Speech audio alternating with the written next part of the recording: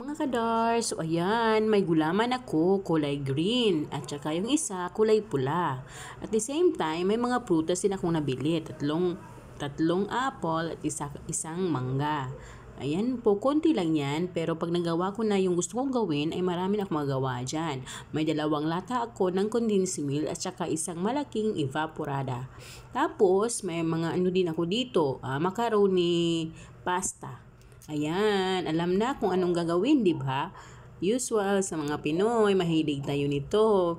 Kasi nga, hindi naman ako marunong magluto. Ang mahilig ko lang naman is mag-mix-mix. Kaya ayan, luto na yung gulaman, yung pula, at saka yung green. Tapos, ayan na yung dilata ko. Tapos, ayan na yung mangga, yung macaroni din. Ayan na, ready na sila for mixing na lang. Kaya ready na po. Oh, ang gandang tingnan. Kulay pa lang ay nakakatakam na. Ready. Ang dami ng mangga, di ba? Isa lang yun. Tapos, ayan. So, hintay lang ng konti.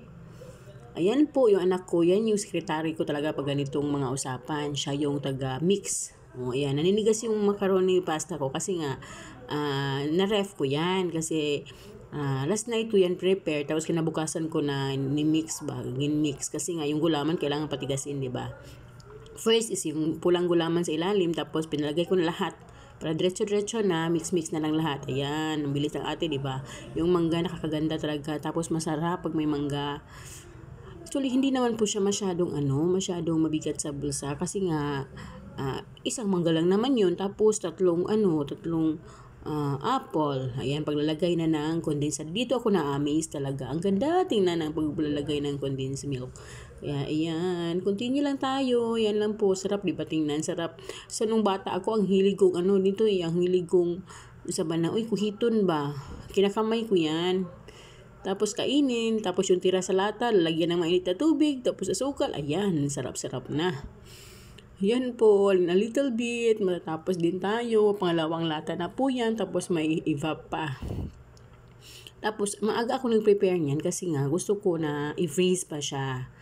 Ayan. Mas maganda kasi sana kung hindi evap yung ilagay nyo, di ba? Yung cream ang ilagay kasi mag-aano siya, magiging parang ice cream.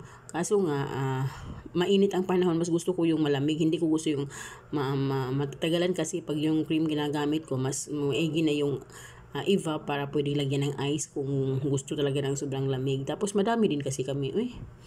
Yan lang po, bye.